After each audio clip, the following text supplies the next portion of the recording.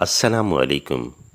ایک دن بادشاہ اپنے دربار سے نکلا اور دریا کی طرف چلا گیا۔ وہ کشتی میں بیٹھ کر دریا کی سیر سے لطف اندوز ہو رہا ہوتا ہے۔ چند خدمتگار اور درباری بھی اس کے ساتھ تھے۔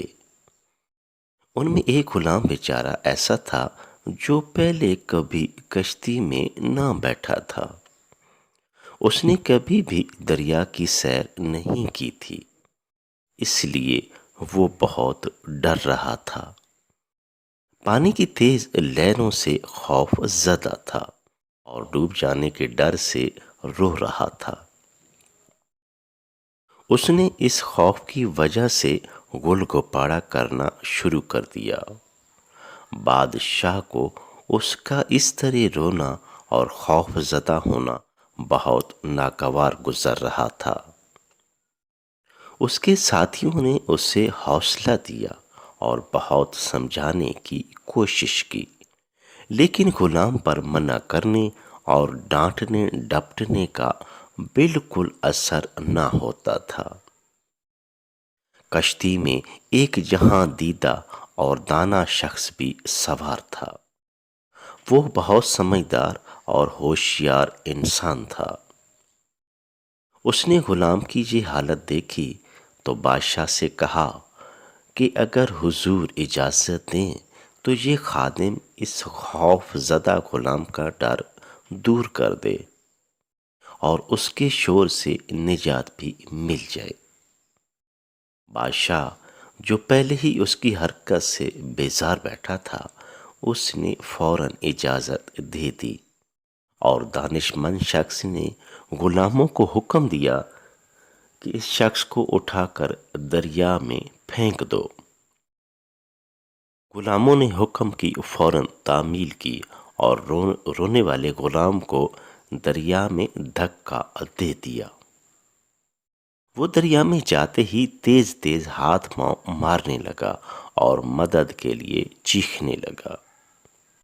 جب وہ 3-4 غوطے کھا چکا تو دانا شخص نے غلاموں سے کہا کہ اب اسے دریا سے نکال کر کشتی میں سوار کر لو۔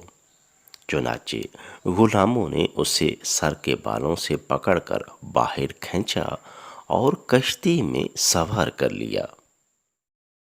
وہ غلام جو ذرا دیر پہلے ڈوب جانے کے خوف سے بری طرح رو رہا تھا، اب دریا سے بحفاظت باہر آنے پر شکر کرنے لگا۔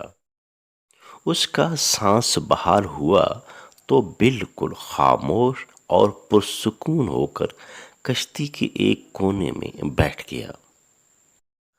بادشاہ اسے یوں خاموش بیٹھا دیکھ کر بہت خوش ہوا، لیکن حیران بھی ہوا اور اس دانش مند شخص سے سوال کیا کہ آخر اس بات میں کیا بھلائی تھی کہ تم نے ایک ڈرے ہوئے شخص کو دریا میں پھینکوا دیا، اور مزید حیرت کی بات یہ ہے کہ یہ اب خاموش بھی ہو گیا ہے اور ہمیں اس کے شور شرابے سے نجات مل گئی۔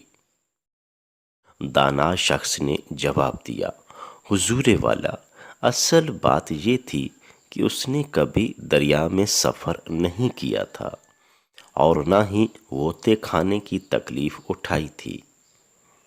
اس طرح اس کے دل میں اس آرام کی کوئی قدر نہ تھی جو اسے کشتی کے اندر حاصل تھا۔ اب ان دونوں کی حقیقت اس پر روشن ہو گئی۔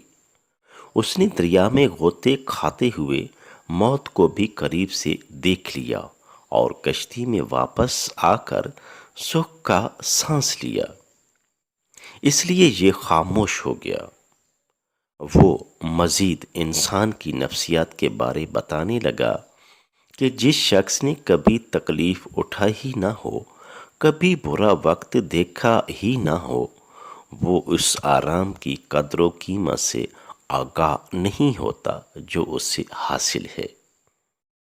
اس کے علاوہ ایسا شخص جسارت اور قوت برداشت سے بھی محروم ہوتا ہے۔ وہ معمولی سی مشکل صورتحال کا مقابلہ بھی نہیں کر سکتا، لہٰذا ایسا شخص خود بھی پریشان ہوتا ہے اور دوسرے لوگوں کے لیے بھی اذیت کا باعث بنتا ہے۔ مسرت اور کامیاب زندگی وہی شخص گزار سکتا ہے جو رنج و راحت دونوں سے بخوبی آگاہ ہو اور ہر طرح کے حالات کا مقابلہ کر سکتا ہو۔ دانش مند شخص کی یہ خوبصورت باتیں سن کر بادشاہ بہت خوش ہوا، اس کی عقل مندی اور حاضر دماغی کی تعریف کی اور اسے قیمتی انعام سے نوازا۔